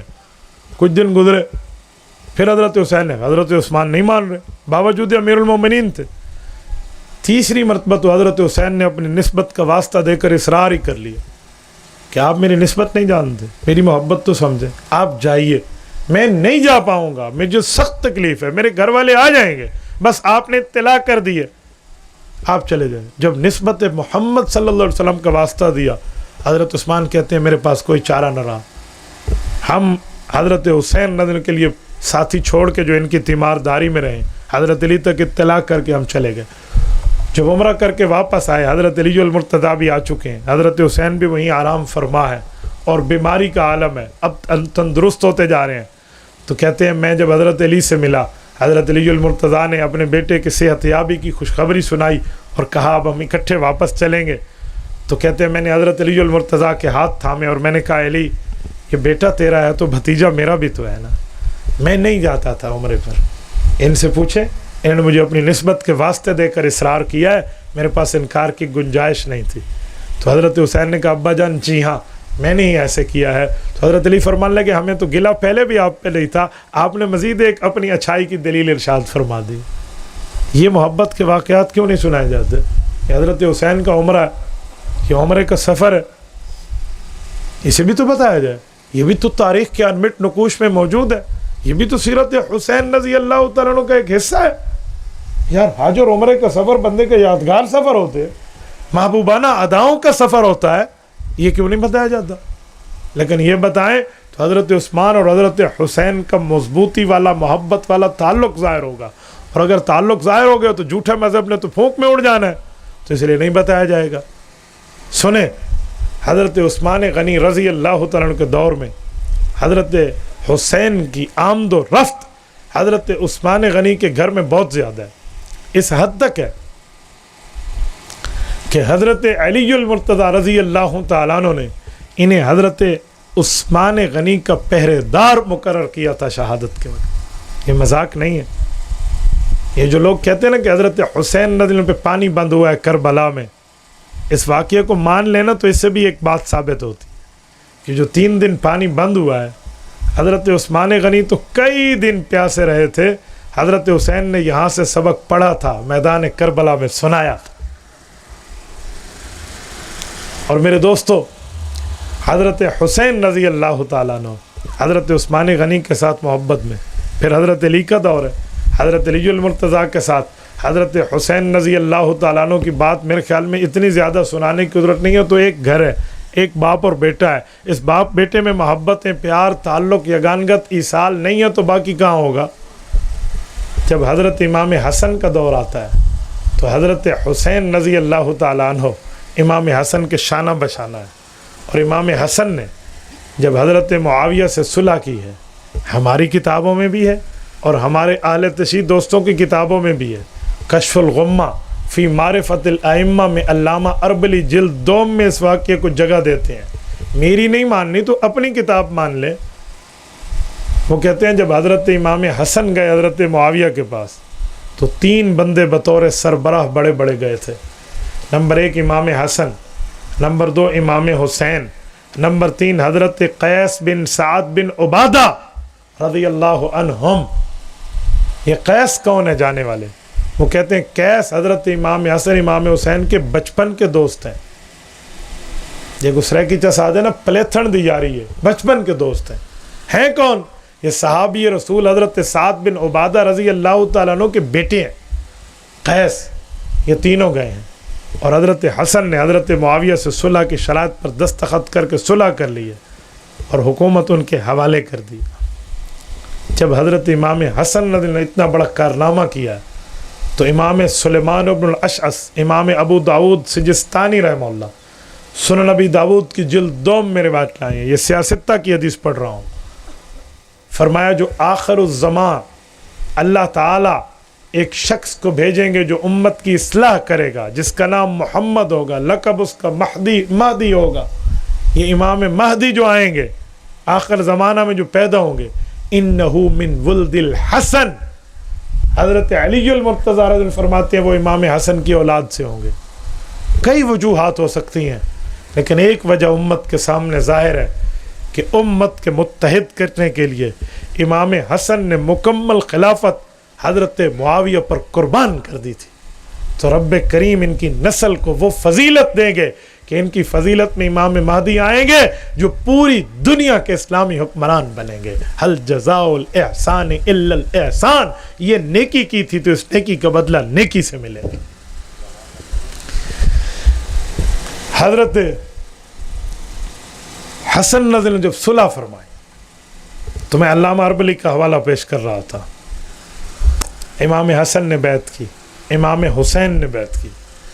تو اربلی اپنی کتاب میں لکھتے ہیں کہ حضرت قیس بن سعد بن عبادہ بیٹھے تھے تو انہوں نے یوں دیکھا حضرت حسین کو آنکھوں سے کہ اب میں بھی بیعت کروں. تو حضرت امام حسین نے زبان سے جواب دیا, یوں آنکھوں کا اشارہ پھیر کے نا امام حسن تھا, انہو امامی, کہ حسن میرا بھی بڑا ہے تیرا بھی بڑا ہے. جب اس نے بیعت کر لی میں نے کر لی پھر آپ کو کیا اشکال ہے؟ فقام فبایا, کہ وہ اٹھے اور انہوں نے بھی حضرت معاویہ کی بیعت فرما لی. میرے دوستو, حضرت حسن کا یوں تعلق اور معاملہ رہا ہے. اور پھر اس کے بعد حضرت امام حسین رضی اللہ عنہ امام حسن کے بعد حضرت معاویہ کے وفادار دلدار رہے ہیں, محبت رہی ہے, پیار رہا ہے. نہیں تو یزید کے دور میں تو امام حسین کا اٹھنا اور کٹنا اور ڈٹ جانا بھی ثابت ہے. حضرت معاویہ کے دور میں کوئی ایک روایت ہے ان کی مخالفت کی ہے تو جرت کریں اور پیش کریں. اس دھرتی پر, اس کرۂ ارض پر کسی ماں کی کوکھ نے وہ بیٹا نہیں جانا جو حضرت حسین اور حضرت معاویہ کی کوئی لڑائی دکھا دے. یزید سے ٹکرائے ہیں, جیسے ٹکرانے کا حق ہے, کیونکہ یزید نے اپنے والد کی وصیت کو ٹھکرایا تھا کہ تجھے ولیعہد بنایا ہے, یاد رکھنا, حسین ابن علی کی قدردانی کرنا. افسوس اس نے اس وصیت کو فراموش کر دیا. میرا کوئی یزید سے لینا دینا نہیں ہے, لیکن میں بات حضرت معاویہ پر کر رہا ہوں. حضرت معاویہ رضی اللہ عنہ کے خلاف تو حضرت امام حسین کی کوئی بات ثابت نہیں ہے. تو جہاں تک حضرت حسین خوش ہیں وہاں تک اہل سنت خوش ہیں. جہاں پر حضرت امام حسین اٹھے ہیں وہاں اہل سنت کل بھی حسین کے ساتھ تھے, آج بھی حسین ہونے کے ساتھ حسینی ہے, اور کل قیامت میں بھی حضرت حسین کے ساتھ میں اٹھنا چاہتے ہیں. اور حضرت معاویہ رضی اللہ عنہ کے دور میں حضرت حسین تو بیرون ملک تک ان کی نگرانی میں سفر کرتے ہیں. حضرت عمر حضرت عثمان کے دور میں تو ملکوں تک سفر کیے, بیرون میں ایک تبرستان کا واقعہ ہے جو ایران کی حد تک سفر ہے. لیکن حضرت معاویہ رضی اللہ تعالیٰ عنہ نے جو لشکر بھیجا ہے قسطنطنیہ پر حملے کے لیے, جو یورپ آیا ہے, یورپ, استنبول کو آپ آج بھی جا کر دیکھیں, میں نے تو کئی بار جا کے دیکھا ہے. آپ آئیے, فاسفورس دیکھیے, باسفورس, جو یورپ کے سمندر میں آپ کو بلیک سی میں ایک طرف ایشیا ایک طرف یورپ ہوتے دکھائی دے گا. یہ باسفورس کی پل آج بھی موجود ہے جہاں سے سلطان محمد فاتح کا لشکر اپنی پوری ترتیب اور آب و تاب کے ساتھ آ کر اس قسطنطنیہ کو فتح کر گیا تھا. اس جگہ پر حضرت حسین آئے ہیں, حضرت معاویہ کے دور میں بطور جہاد فی سبیل اللہ آئے ہیں. صرف آؤٹ آف کنٹری سفر نہیں ہے, بر اعظم سے باہر. سعودیہ تو بر اعظم ایشیا ہے نا, حضرت حسین تو بر اعظم یورپ تک، ترک تک سفر کر رہے ہیں، اور یہ ترکی کو اس زمانے میں ترک نہیں کہتے تھے، بعد میں اس کا نام ترک پڑا ہے۔ اکا دکا واقعات میں ترک قوم کا لفظ آتا ہے، اس زمانے میں اسے سلاجفہ روم کہتے تھے۔ جہاں حضرت امام روم رحمۃ اللہ علیہ قبر ہے نا، قونیہ میں قونیہ گیا ہوں۔ قونیہ وہ عظیم جگہ ہے جس کو ترکی والے کہتے ہیں ہمارا روحانی دارالخلافہ ہے، وہ کہتے ہیں ہمارا حکومتی دارالخلافہ تو انقرہ ہے جو کیپٹل آف دا ٹرکش، لیکن روحانی ایمانی اسلامی دارالخلافہ قونیہ ہے حضرت امام روم رحمۃ اللہ علیہ کی وجہ سے۔ اور امام روم کو آپ مثنوی میں پڑھیں، آپ حیران ہو جائیں کہ کیا شخصیت ہے۔ امام روم کا عزت احترام سے نام نہیں لیتے، صرف لقب ذکر کرتے ہیں۔ ترکی آج بھی حضرت مولانا کہتے ہیں، حضرت مولانا، آگے امام روم نہیں کہتے، اتنی عزت کرتے ہیں کہ نام اٹھائے بغیر ان کا عہدہ، ان کا منصب ذکر کر دیں۔ تو میرے دوستو، حضرت حسین رضی اللہ تعالیٰ عنہ کا تو یہ استنبول تک آنا ثابت ہے، جس میں حضرت ابو ایوب انصاری رضی اللہ عنہ، حضرت خالد ان کا اصل نام ہے، میزبان رسول ہیں، جن کے گھر پر رسول اللہ کی اونٹنی بیٹھی تھی اور آپ علیہ الصلوۃ والسلام نے قیام فرمایا تھا مدینہ طیبہ میں۔ ان کی قبر مبارک آج بھی بر اعظم یورپ کے حصے میں، یورپن سائڈ ہے، ایشین سائڈ نہیں ہے، جہاں حضرت ابو ایوب انصاری کی قبر مبارک ہے۔ اسی جہاد میں ان کا انتقال ہے، اور حضرت حسین وہاں تشریف لائیں، اللہ آپ کو لے جائے، آپ قسطنطنیہ جائیے، استنبول، آیا صوفیہ جائیے۔ آیا صوفیہ کی تفسیر تاریخ تو غالباً قبل مسیح سے ہے، اور وہاں پر جب باقی صحابہ کے نام لکھے ہوں، امام حسن امام حسین کے نام بھی ہیں، یہ یاداشت آج بھی وہاں قائم ہے۔ اور یہ پورا جہاد فی سبیل اللہ کا سفر حضرت حسین کا حضرت معاویہ بن ابی سفیان رضی اللہ عنہ کے دور میں ہوا۔ یہ نظر نہیں آتا، یہ نہیں دکھتا یار، یہ محبت کے واقعے، یہ 19 سال کا تعلق ہے، 19 سال حضرت معاویہ کو امیر المؤمنین مانا ہے، تا دم وفات ہو گئی حضرت معاویہ کی۔ یہ حضرت حسین رضی اللہ عنہ کو تعلق ہے۔ اور سنیے، حضرت حسین کا حضرت معاویہ سے اس حد تک پیار ہے، اور وہاں سے بھی پیار ہے۔ امام ابن کثیر ایک واقعہ لکھتے ہیں کہ حضرت معاویہ رضی اللہ عنہ نے ایک شخص کو کسی کام کے سلسلے میں حضرت حسین کے پاس مدینہ طیبہ دمشق سے بھیجا، ملک شام سے، اور فرمایا جاؤ مسجد نبوی میں جب حضرت حسین ہو تو انہیں میرا یہ پیغام دینا، اور وہ یہ آپ کا کام کر دیں گے۔ اس بندے نے کہا مسجد نبوی جاؤں؟ کہا جی ہاں۔ کہا کیسے پہچانوں گا وہ حضرت حسین ہے؟ وہ نیا نیا مدینہ طیبہ آ رہا تھا۔ فرمایا جانا مسجد نبوی، دیکھنا وہاں علم کے حلقے لگے ہوں گے، جس حلقے کے اوپر وقار، سکینت، طمانیت، اطمینان اور سنجیدگی غالب، اور بندے بڑے ادب اور احترام سے بیٹھے ہوں، یوں کہ ان کے سروں پر پرندے بیٹھے ہیں، وہ حلقہ حضرت امام حسین کا تعلیمی حلقہ ہوگا۔ یہ حضرت معاویہ رضی اللہ عنہ کے لفظ ہیں۔ تو بتائیے مجھے، یہ واقعات جب کتب میں موجود ہیں، جب یہ ساری باتیں حضرت حسین رضی اللہ عنہ اور حضرت معاویہ کی دلداری کی روایات موجود ہیں، انہیں کیوں نہیں بتایا جاتا؟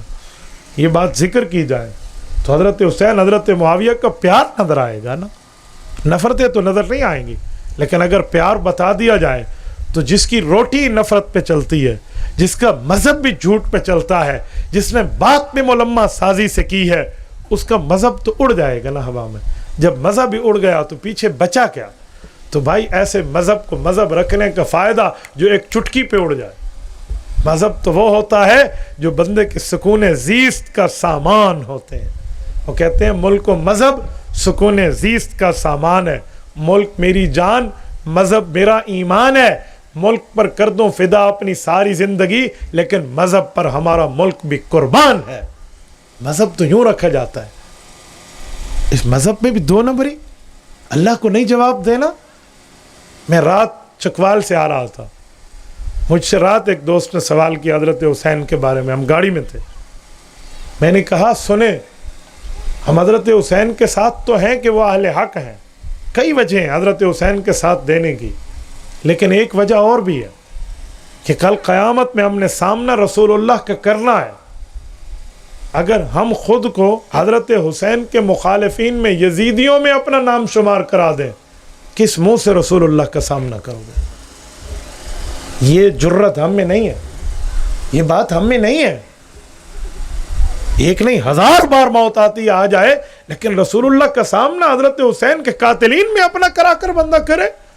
یار ہم بڑے گناہ گار ہیں, ہم خطا کار ہیں, ہم سے گناہ ہو جاتے ہیں, لیکن اس گناہ کا یہ معنی نہیں ہے کہ ہم رسول اللہ صلی اللہ علیہ وسلم کا سامنا اس عالم میں کریں کہ ہم ان کا ساتھ دیں جو حضرت حسین کے جو ہے نا نعوذ باللہ ظالمین ہو.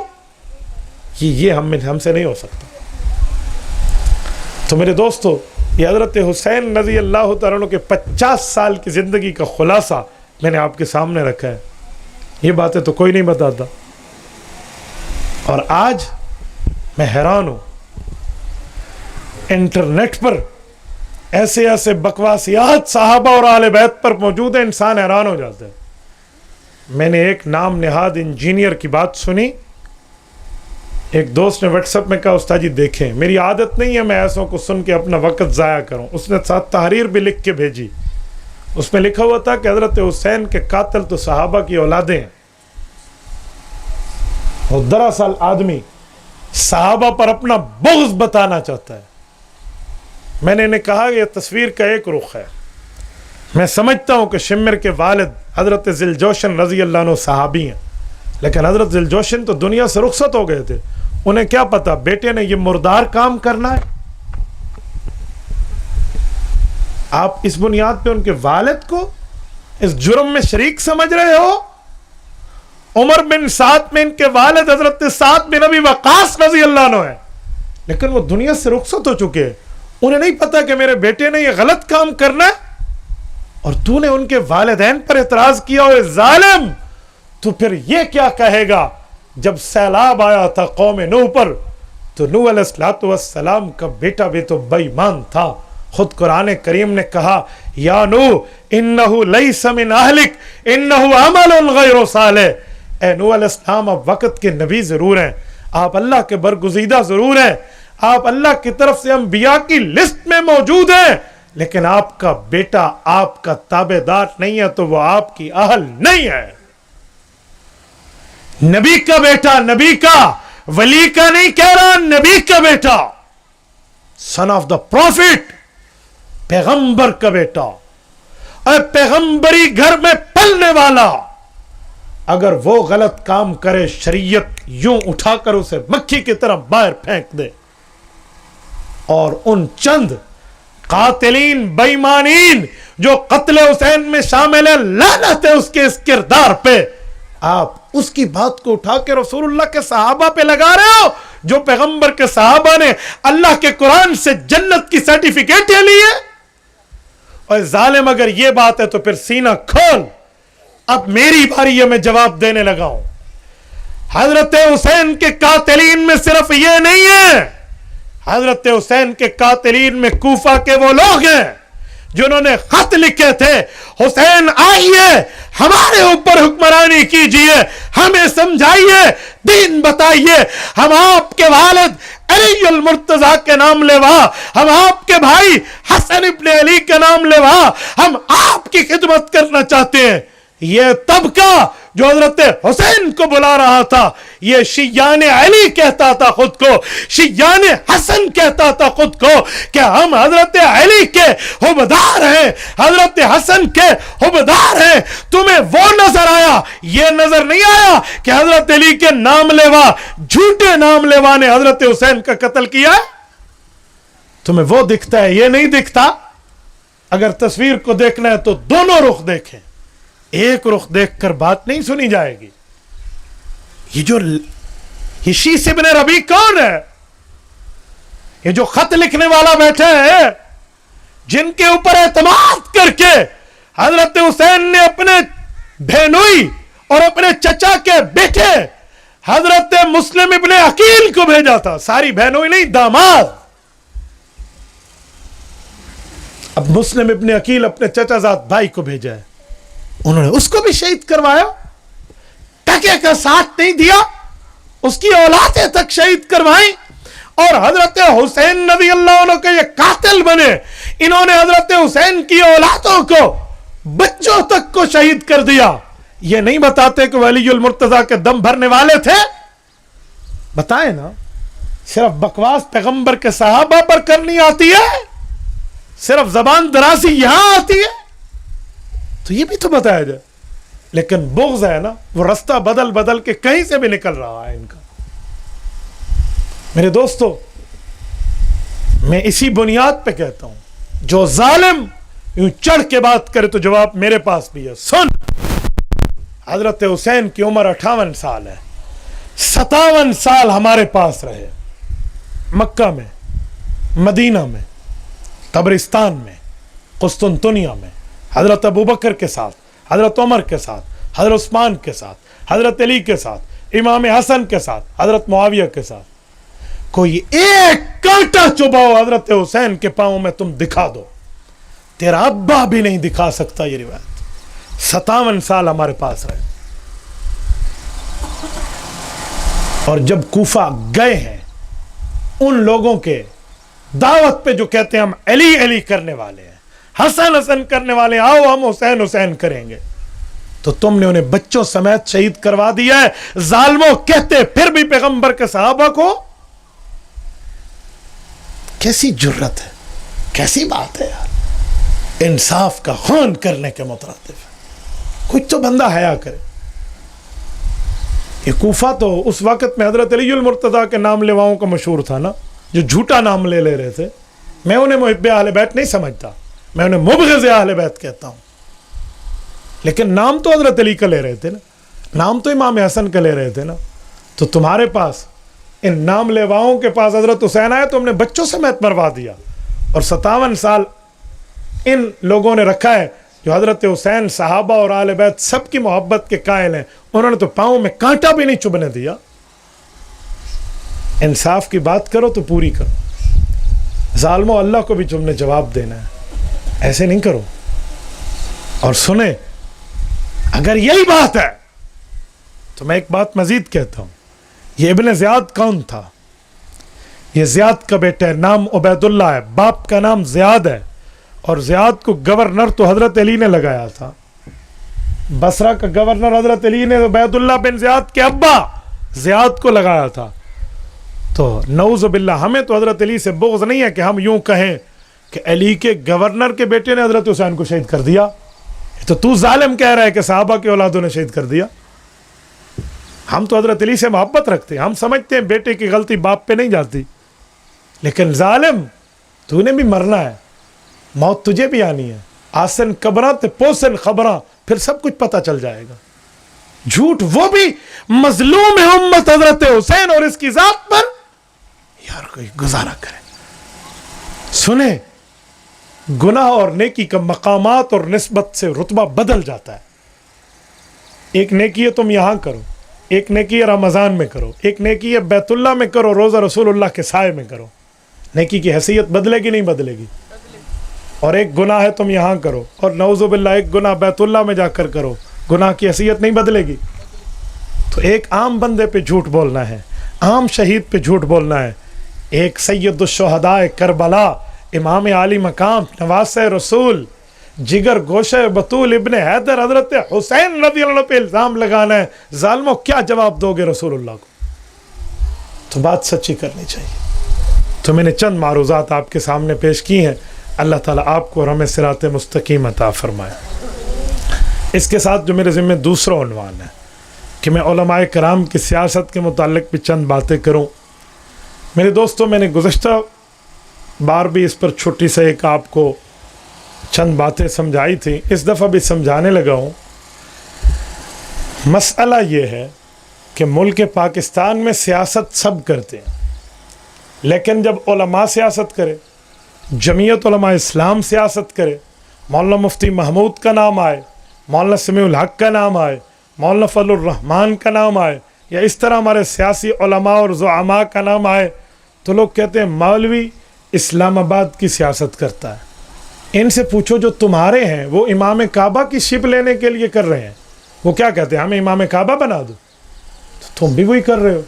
اگر علماء اسلام آباد کی سیاست اس لیے کرتے ہیں کہ اسلام آباد جا کر وہ دین کے بارے میں کچھ بہتر کر سکیں, تو آپ کو اعتراض کرنے کا حق کس نے دیا؟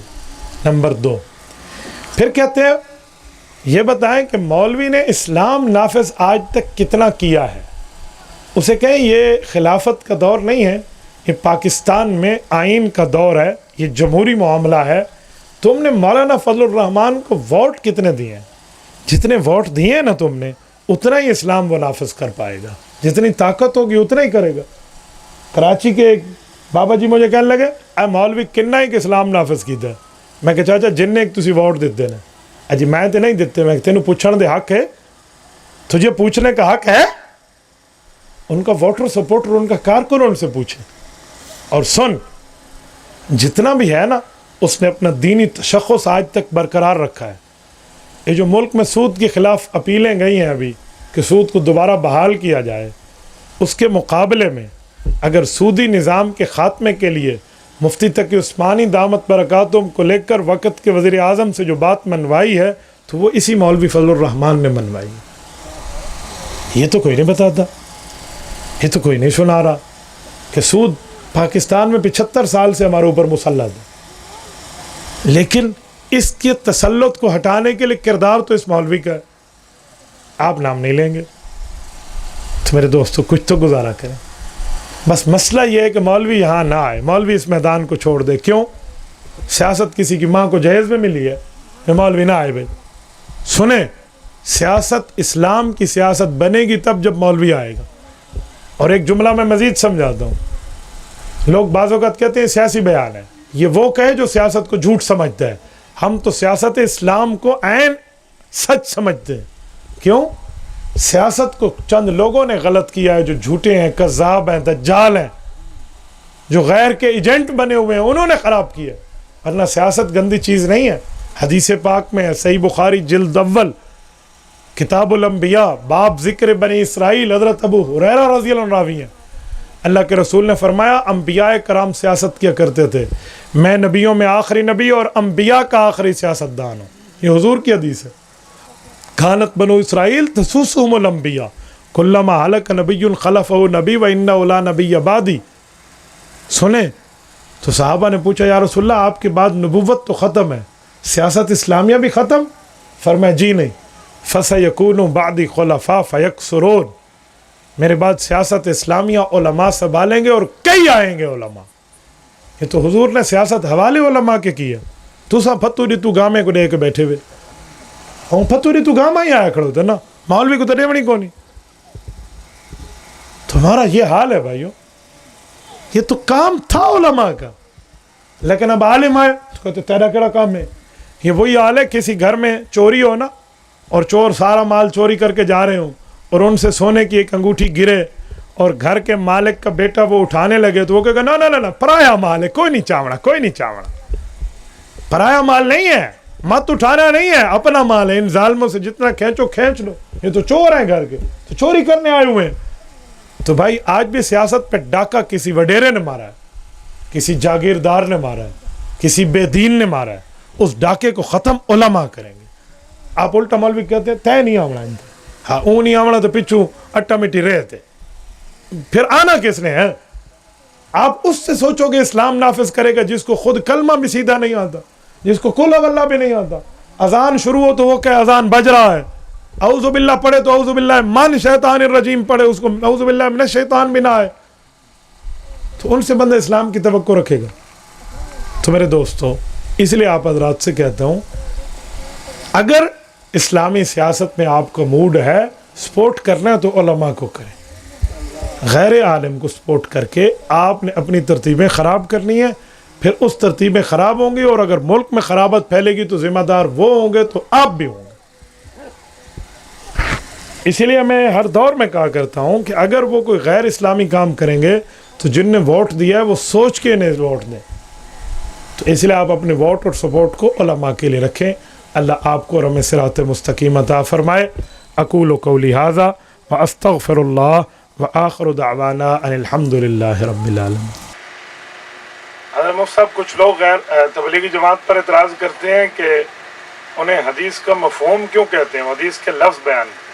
جی ہاں، حدیث پاک میں ہے جس بندے نے میرے الفاظ میں جان بوجھ کے رد و بدل کر دی تو یہ آدمی جھوٹا ہے. تو اس بات سے بچنے کے لیے تبلیغی جماعت کے بزرگ کہتے ہیں تمہیں حدیث کا لفظ یاد ہے تو لفظ سنا دو، لفظ یاد نہیں ہے تو گناہ گار ہونے سے بچنے کے لیے کہہ دو حدیث پاک کا مفہوم کچھ یوں ہے، یہ تو حدیث پاک کے حکم کے مطابق ہے، تو آپ کو تو شاباش دینی چاہیے کہ وہ جماعت والے حدیث پہ عمل کرتے ہیں، وہ گناہ گار نہیں ہوتے، نہ خود ہوتے ہیں نہ دوسروں کو کرتے ہیں۔ تم حدیث کا لفظ سنا دو وہ لفظ نہ ہو پھر تو بھائی جب ہمیں بھی حدیث کا لفظ یاد نہ ہو مطلب پتہ ہو تو ہم بھی مفہوم کہتے ہیں کہ قیامت میں بندہ ڈکا نہ کھڑو تو بھائی قیامت میں اللہ کے رسول کو کیا جواب دیں گے؟ تو اس لیے سچ بولنا چاہیے، جھوٹ نہیں بولنا چاہیے۔ اور یہ حدیث کا مفہوم یہ تو حدیث کی کتابوں میں بھی ہے، بعض اوقات حدیث لکھتے لکھتے محدثین او قالا لکھتے ہیں، او قالا کا کیا مطلب ہے؟ یا یوں فرمائے یا یوں فرمائے، اسے تو مفہوم کہتے ہیں، تاکہ الفاظ میں شک آ گیا تو او قالا کہہ دیا، تو ایسے نہیں کہتے بھائی۔ حضرت عبداللہ بن مسعود فرماتے اللہ کے رسول نے یوں فرمایا، نہیں یوں فرمایا، ہاں یوں فرمایا، وہ بھی اس انداز کو اس طرح بیان کرتے تاکہ مجھ سے کوئی غلطی نہ ہو جائے۔ تو یہ تو تبلیغی جماعت والوں کی اچھی بات ہے، آپ اچھی کو بھی برا بنا کر بیٹھے ہوئے ہیں۔ یہ وہی ہے، وہ کہتے ہیں ایک اندھا جا رہا تھا کھیت میں اور اس کو کھیت میں چلتے ہوئے پاؤں کے نیچے بٹیر آ گیا، خود بخود آ گیا، تو وہ بٹیرا اس نے پکڑا اور پکڑ کے اٹھا کے کہا ہم بھی شکاری ہوتے ہیں، اندھا شکاری ہوتے ہیں۔ سبحان اللہ، مسئلہ ہے ہی کوئی نہیں، خواہ مخواہ سے جماعت والوں کو خطاب بنایا ہوا ہے۔ کچھ لوگ اعتکاف کے بارے میں کہتے ہیں کہ عورت کو مسجد میں اعتکاف کرنا چاہیے۔ شاباش میرا بیٹا، شاباش، تو اپنی امی جی کو لے آ مسجد اور بٹھا دے اعتکاف پہ، سادے بندے ہو دنیا میں۔ حضرت اماں جان عائشہ رضی اللہ تعالیٰ عنہ ارشاد فرماتی ہیں حضور پاک کے دور میں عورتیں مسجد میں نماز پڑھنے آتی تھیں، اور اب اگر حضور کے دنیا سے جانے کے بعد کے جو حالات پیدا ہو گئے ہیں، اب حضور پاک دنیا میں تشریف فرما ہوتے تو عورتوں کو مسجد میں آنے سے منع کر دیتے۔ یہ اماں عائشہ کے وقت کی بات کر رہا ہوں، اور آج تو 1400 سال گزر گئے۔ ٹھیک ہے، یہ عجیب دنیا میں آپ نے معاملہ چلا رکھا ہے، عورت بھی مسجد میں آئے تو بد نظری صرف پھر بازار میں نہیں بچیں گے، پھر مسجد میں بھی بچانے کے لیے کہیں گے جکو تے آخرا کھڑو اگو مائی کھڑوتی ہے۔ تو ایک امام بھی مسجد میں کوئی عورت بنا لو، آپ ایک مؤذن بھی عورت رکھ لو، بسم اللہ، ساری اعتکاف کیوں کراتے ہیں؟ سارے کام بسم اللہ، مکبر بھی عورت بن جائے گی، 4 لڑکوں کو پتہ چل جائے تو اگلی صاحب میں نماز پڑھنے آ جائیں گے، بھائی یہ تو تمہارے نمازی پڑھ جائیں گے، پھر یہ سارا کام کر لو۔ ایسی دنیا میں سادی مخلوق ہے۔ مولوی صاحب یزید کے دور میں مسجد نبوی اور بیت اللہ میں گستاخانہ حملے ہوئے، اس بارے میں رہنمائی فرمائیں۔ میں نے پہلے کہا یزید سے میرا کوئی تعلق نہیں ہے، اس نے بیت اللہ پہ سنگ باری کرائی ہے، اور مسجد نبوی میں جو اس نے حملے کرائے ہیں، واقعہ ہررا کرایا ہے، یہ اس کے سیاہ کارناموں میں ہے، ہمارا اس سے کوئی واسطہ نہیں۔ اور ابھی مسجد حرام بیت اللہ پر سنگ باری ہو رہی تھی کہ یزید مر گیا تھا، وہ مرا حضرت حسین رضی اللہ عنہ کے بعد ان جیسے کالے کرتوتوں میں ہے، تو میں ان کا کیوں دفاع کروں؟ میرا کیا اس سے واسطہ ہے جو میں بتاتا پھروں؟ آپ سے کوئی پوچھے نا آپ کا یزید کے بارے میں کیا خیال ہے، ایک ہی جواب دینا کہ جو حضرت حسین کا خیال ہے وہی ہمارا خیال ہے، جان چھٹی۔ کچھ فکری جماعت والے کہتے ہیں ہم علماء دیوبند سے ہیں، علماء دیوبند سے فتویٰ آ چکا ہے کہ فکری کوئی دیوبندی شیوبندی نہیں ہے۔ میں تو حیران ہوں، وہ اکھے وہ گھینن میں دے تو اے آدھی میں فرنٹ سیٹ تے باسا، جی ہاں بھائی وہ فتویٰ لکھ کر بیٹھے ہوئے ہیں بھائی ان کا دیوبند سے کوئی واسطہ نہیں، اور آپ کہتے نہیں نہیں ایسا ہے سے بھا تو ہیں پکا پکا ہے پتر۔ مفتی صاحب بدعت حسنہ بدعت کبیرہ میں کیا فرق ہے، ان کی شرعی تعریف کیا ہے، حیثیت کیا ہے، اس میں کیا شامل ہے کیا شامل نہیں ہے؟ دیوبندی علماء عقیدہ حیات النبی کے قائل ہیں، بدعت حسنہ پہ عمل کرتے ہیں یا نہیں؟ وضاحت فرما دیں۔ سوال والے کو پتہ ہی نہیں ہے سوال کیسے لکھتے ہیں، پہلے سوال تو لکھنا سیدھا سیکھ لو۔ اور خدا کے بندے بدعت والا معاملہ اور ہے، عقیدہ حیات النبی والا معاملہ اور ہے، 2 سوال آپ نے گڑمڑ کر دیے ہیں۔ یہی حال ہے کہ جیسے کوئی بندہ کہ بھائی آپ کا نام کیا ہے، آپ کا نام کیا؟ محمد اسماعیل، اچھا اسی لیے انڈیا کا دارالخلافہ دلی ہے، تو بھئی اسماعیل کا دلی سے کیا تعلق ہے؟ انہوں نے بھی ایسے 2 باتیں جوڑ دی ہیں خواہ مخواہ سے۔ سب سے پہلی بات کہ بدعت بدعت ہے، بدعت حسنہ کوئی بدعت حسنہ نہیں ہے۔ بدعت حسنہ کہتے ہیں اچھی بدعت کو، بدعت کب اچھی ہو سکتی ہے؟ حضور پاک علیہ السلام فرماتے ہیں من احدث فی امرنا ھذا ما لیس منہ فہو رد، صحیح بخاری میں ام عائشہ کی روایت ہے، فرمایا جس نے دین میں بدعت نکالی میں محمد کریم اپنی اتھارٹی سے اس کو مردود قرار دے رہا ہوں، رسول اللہ صلی اللہ علیہ وسلم نے فرمایا۔ تو بدعت حسنہ نہیں ہوتی، لیکن جو حسنہ کہتے ہیں ذرا میں ان کی بھی پوری لتریشن کر کے جاتا ہوں کہ وہ حسنہ کا چکر کیا ہے۔ نمبر 2، حضور پاک نے فرمایا من وقر صاحب بدعت فقد اعان علی ہدم الاسلام، جس نے کسی بدعتی بندے کی بدعت کہتے ہیں سنت کے مخالف عمل کرنے والا. فرمایا بدعتی آدمی کی عزت کرنا شروع کر دی, اس نے تو دین کو گرانا شروع کر دیا. تو اس لیے بدعت میں کوئی ہنسنا نہیں ہے, ہمیشہ بدعت قبیح ہے, غلط ہے. اچھا یہ بدعت ہنسنا ہے کیا؟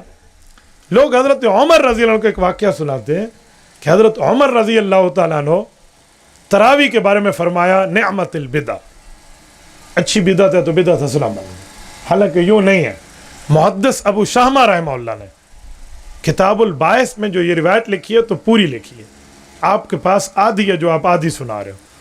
وہ فرماتے ہیں حضرت عمر نے فرمایا ان کانت البدعۃ فنعمت البدع, اگر اس کو تم بدعت کہتے تو اچھی بدعت کہہ سکتے, تو جب بدعت کہنا نہیں ہے ہی سنت, تو اچھی بدعت کہاں سے آ گئی؟ یہ پورا جملہ ہے, یہ پورا جملہ ہے, ورنہ نہیں ہے. اور اس کی کوئی شرعی حیثیت نہیں ہے. بھائی بدعت غلط ہے, کل بدعت ضلالہ, ہر بدعت گمراہی ہے. وکل ضلالۃ فی النار, ہر گمراہی جہنم لے جائے گی. بدعت ہوتی حضور کے کام کی مخالفت ہے. جو امتی نبی کے کام کی مخالفت کرے اس بے ایمان کا کوئی ایمان بچتا ہے؟ تو اس لیے بدعت سے ہمارا کوئی واسطہ نہیں ہے. بدعت بعض لوگوں کی عقیدوں میں ہوتی ہے, بعض لوگوں کے عمل میں ہوتی ہے, اس لیے دونوں سے بچیں. اور رہا عقیدہ حیات النبی, عقیدہ حیات النبی تو رسول اللہ صلی اللہ علیہ وسلم نے خود ہمیں سنایا ہے. اللہ کے قرآن میں عقیدہ حیات النبی پر دلائل موجود ہیں. عقیدہ حیات النبی کورس آپ میرا منگوا لیں, واٹس ایپ پہ منگوا لیں, اگر ایسے نہیں لیتے تو. اس میں 10 قرآن کے آیات, 10 پیغمبر کے حدیث اور 10 صحابہ کرام کی صحیح سند کے اقوال موجود ہیں. صحابہ رسول کے فتاوی جات موجود ہیں کہ انبیاء کرام وفات کے بعد اپنی قبروں میں زندہ ہیں.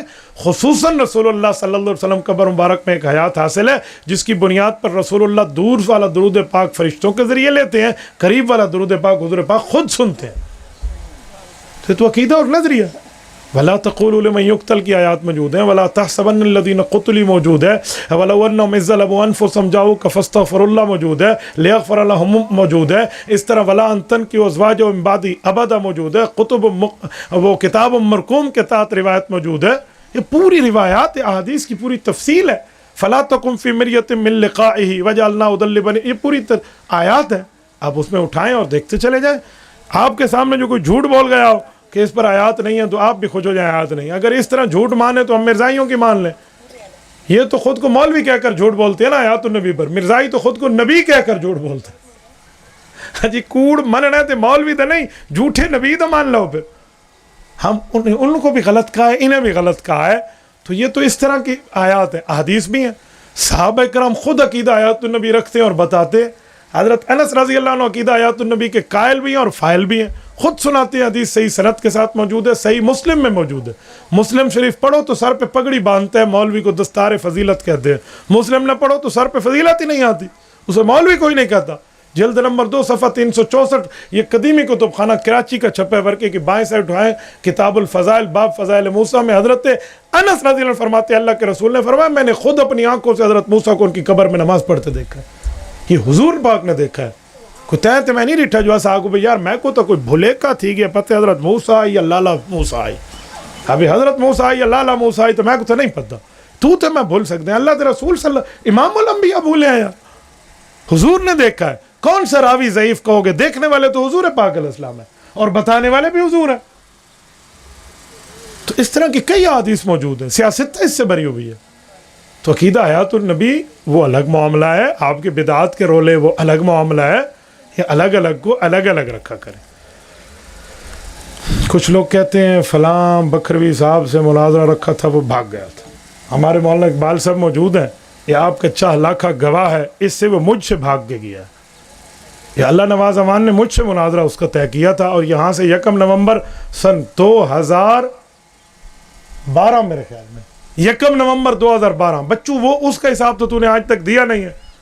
اور میں حیران ہوں کیسے بکھروی ہیں. میں ان کے ضلع بکھر میں بیٹھا ہوں اور میں گاڑی کو پورے پاکستان میں گھماتا ہوں. جرت ہے ان کی میرے آگے ذرا بات تو کریں, کہیں میری گاڑی روک دیں, کوئی بات کریں. ان میں جرت ہے نا عقیدہ حیات النبی پر بات کرنے میں. کہتے ہیں ہمارے چیلنج کو بولنے کا تو میرے خلاف عدالت چلے جاؤ, ریٹ کرو نا میرے خلاف کہ ہمیں کہتا ہے ان کا اہل سنت والجماعت علماء دیوبند سے تعلق نہیں ہے. میں کل بھی کہتا تھا, میں آج بھی کہتا ہوں, تم عدالت میں ریٹ کرو. میں کل عدالتی فیصلے میں جیت کے وہ انشاءاللہ فیصلہ بھی دکھاؤں گا لوگوں کو. حماتیت کا کیا علماء دیوبند سے واسطہ ہے؟ میں نے پہلے مثال دی نا کہ وہ گھینن ویندے تھے یادی میں اڑدی ماندی ویسا, تو ان کا کیا تعلق ہے؟ Head of the Ulamae Deoband, department of the उलमाए देवबंद, दारुल उलूम देवबंद कहते हैं इमामती अहले सुन्नत वल जमात और देवबंदी नहीं है, ये कहते हैं नहीं हम फिर भी हैं। कैसे माने भाई? बाकी कोई भाग गया था, देवबंदियत ने वो खून पैदा ही नहीं किया जो भाग जाए। हाँ, भाग गया था, इसके घर में आया हूँ, साले अल्लाह नवाज अवान के घर आए बैठे हैं, इसके साले के घर में, इनके ससुराल में आया हूँ। भागने वाला तो अपने घर में भागता है, मैं तुम्हारे घर आकर भाग गया था। झूठ बोलते हो। शागिर्द इसका आ गया, आज मैं खदर आया था, हमारे लड़के वो भाई सिद्दीक साहब से बड़ा तगड़ा आदमी था, उसने कहा शनाख्ती कार्ड भी खा। अब शनाख्ती कार्ड खालिद के नाम का, कहते मैं खदर आया तो वो आ गया, शर्म कर, हया कर, झूठ बोलते। शनाख्ती कार्ड में झूठ बोलते हो तुम, कल अकीदे में झूठ नहीं बोलोगे। ओ पट खोटते भजा रहे था, ए ना तो कुल हाल है। तो भाई आप भी बखर के हो, हराम भी बखर में बैठे, और मैं कोई लवारिस नहीं हूँ बखर में, याद रखना। आप हमसे बैठकर बात तय कर लें, बिस्मिल्लाह, जिसने पर्ची लिखी है वही खड़ा होकर अभी बात तय फरमा लें। मेरी तरफ से किसी एक एक बंदे पे आप हाथ रखते जाए, मैं बात करने के लिए तैयार हूँ, कोई प्रॉब्लम ये में नहीं है भाई।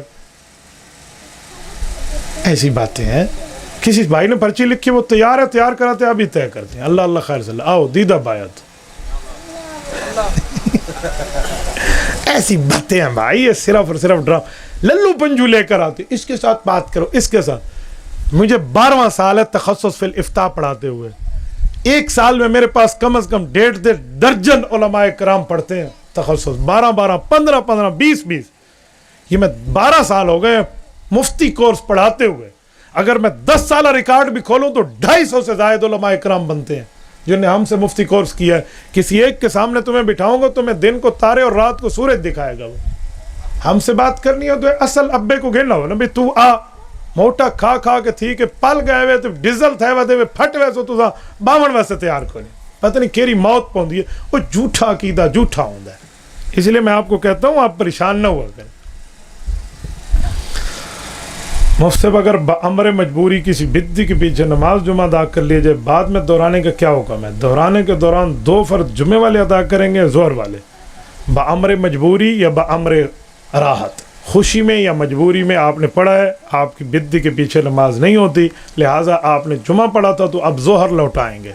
अगर मुसाफिर थे तो 2 रकात लौटाएंगे, मुकीम थे तो 4 रकात जोहर लौटाएंगे। हाँ, मैं चक्रों में यूँ नहीं पढ़ता कि नहीं हो जाती है, क्यों?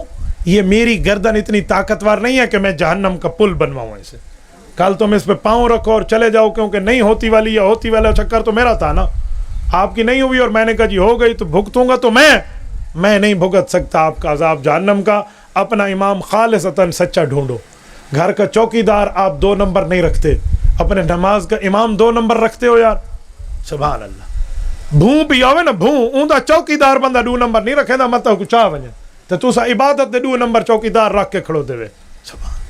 अपनी नमाज की आपको कोई फिक्र विक्र को नहीं। आप थी साहब, हाँ वुज़ू न करो, इवें थी है वाल वो हाल है। एक बंदे आके वुज़ू तो बगैर नमाज नहीं थी, दूजी आके मैं पढ़ के दिखावा, मैं तो उन्हें पढ़ के दिखे ना थी, वो आगे वाकई थी है। तो भाई मैं आपकी गर्दन वो नहीं रखता कि आपकी इस गुनाह को उठाऊं, मेरी गर्दन जहन्नम का पुल बन जाए, मेरी ताकत नहीं है। कोई और मौलवी साहब उठाते है, उसे कहो उठा लो, वो जाने उसका काम जाने। मेरा एक ज़ौक़ है, मैं मतलब ठोक बजा के नसेंदा होना, दरमियान अली ली तो लाल मेरे को नहीं थे। मुफ्ती साहब हमाती लोग फतावा उलमाए बलदिल हराम का नाम लेते हैं, कहते हैं उसमें अकीदा हयातुन नबी का इनकार मौजूद है। आपकी क्या राय है? जी ठीक कहते हैं, उसमें अकीदा हयातुन नबी का इनकार मौजूद है, लेकिन फतावा उलमाए बलदिल हराम उसका नाम है सिर्फ, वो इमाम काबा और इमाम मस्जिद नबवी का फतवा नहीं है। इनने सिर्फ नाम रखा है, नाम रखा है, काम नहीं है।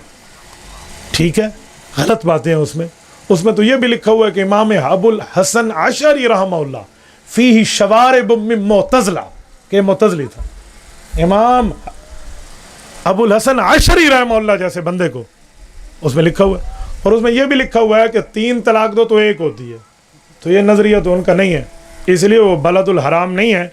जो अकीदे में गलत बात करे ऐसे बंदों से बच जाए। फतावा उलमाए बलदिल हराम के मुतल्लिक़ क्या सवाल है? भाई फतावा उलमाए बलदिल हराम के मुतल्लिक़ यही ख्याल है जो मैंने आपके सामने पेश कर दिया। हम मुफ्ती साहब जंग सिफ़ीन के बारे में रोशनी डालें। मिर्ज़ा जेलमी ने इसकी आड़ में 3 सहाबा की तौहीन की है, इस मामले में आप लोग क्या कहते हैं? ये बात चल रही है, मैंने इसके जवाब पहले भी दिए हैं और अब भी देता हूँ, सुनो। सहाबा के शागिर्द इमाम आज़म अबू हनीफा रहमतुल्लाह इरशाद फरमाते हैं, तिलका दिमाउन कद तहरल्लाहु अयदीना फलनुतहिर अलसिनतना। फरमाया ये सहाबा कराम की जो आपस में जो मुशाजरात हुए हैं ना, तो ये वो हुरूब और जंगें हैं जिनसे अल्लाह ताला ने हमारे हाथों को खून लगने से बचाया है। हमें चाहिए हम अपनी ज़बानों को भी यहाँ गलीज़ न करें। ये नज़रिया है उम्मत का। लेकिन मिर्ज़ा जो है जेलमी साहब, उसका काम ही है बस कोई मिर्ज़े शिर्ज़े वाले काम ही है, उसने तो बैठ के यही काम ही करने हैं। तो कहते हैं कि हम आपके ख़िलाफ़ बोलेंगे, तो बोल, जहन्नम भी तो किसके लिए बनी है, कानून हुकूमत मौजूद है। मैंने तो जेल के उलमा को कहा है आप इसके खिलाफ रेट दायर करें, और उसको एक दफ़ा आप इसे थाने लगवा दें, फिर मैं देखता हूँ कि मामला ठीक होता कैसे नहीं है। बड़ों बड़ों को थानों ने सीधा कर दिया, ये नहीं हजरत, हाय मैं को साहदा मसला है, साहदा मसला है, हाय हाय साहला। शहबाज गिल दी बोलती बंद थी गई, रंदा फिर ऐसा हाले थे बचड़े थे, राने सनाउल्ला दी हिकमत नहीं चली। कल हकीम से बाके हकीम सनाउल्ला आके इंदा इलाज पिम जिज को नहीं, इंदा इलाज मैंने खोले। ठीक है, तो इस मिर्जा जेल में को आप जरा लगवाए ना दो चाल, समझ आए साहबा के खिलाफ बकवास कैसे कर दे। साहबा और आले बैत की गुस्ताखी पे तो कानून मौजूद है कि 3 साल कैद बा में शक्कत है, तो ये बकवास करते हैं तो आगे आना चाहिए। बाकी आप कहें भाई इस पर रोशनी डालें, क्या रोशनी डालें, जो खुद अंधेरे का और तारीकी का मुरक्कब हो, इस पर क्या रोशनी डालना है। लोग हैरान, मैं हैरान हूँ, लोग इसके दीन की बात पता नहीं सुनते कैसे। भाई सुने, मुझे बताओ, वो इंजीनियर है, हाफिज नहीं है, आलिम नहीं है, कारी नहीं है, मुफ्ती नहीं है, मुहद्दिस नहीं है, जस्ट इंजीनियर है। इंजीनियर का काम मसले चेक करना होता है या सड़कों को चेक करना होता है। उससे ये पूछे भी थैली डिंगी है कि सीधी है, सड़क सीधी है या टेढ़ी है, इस पर कितने बोरियां सीमेंट और कितने जो है ना ट्रैक्टर रेत के लगेंगे, ये पूछे। गलत आता सही, तो ये बताएं इसे, जो उसके फील्ड है वो उससे पूछे। आप उससे मसले चेक कराते हो। हाँ, इंजीनियर अली मिर्जा से मैं एक जुमला कहता हूं, तो मौलवी होता ना, हम तुझसे मौलवी वाली बात करते, मौलवी भी हो इंजीनियर भी हो, मसला नहीं है। जैसे हजरत पीर जुल्फ़कार अहमद नक्शबंदी दामत बरकातुहुल आलिया है, इंजीनियर भी हैं और आलिम भी है, पीर साहब भी हैं। कभी किसी ने एतराज़ किया तो मौलवी तो बन जाए। जब मैंने ये कहा ना लाहौर में, तो इस इंजीनियर के 2-4 कोई इधर उधर वाले बैठे थे, उन्हें राब्ता कराया। अगले दिन मुझे कहते हैं, इंजीनियर साहब कह रहे हैं मुफ्ती साहब को कहो मैं किस फिरके का आलिम बनूं, तुमने तो कई फिरके बनाए हुए हैं।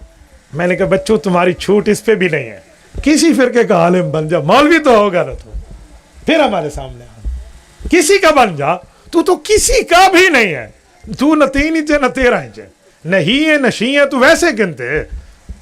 भाई यूं नहीं होता, कुछ तो देखे। तो इसके जो काम है इससे वही काम आप कराएं। दीन उलमा से मिलता है तो उलमा से समझे। जज़ाकुमुल्लाहु तआला व आखिरु दअवाना अनिल हम्दुलिल्लाहि रब्बिल आलमीन।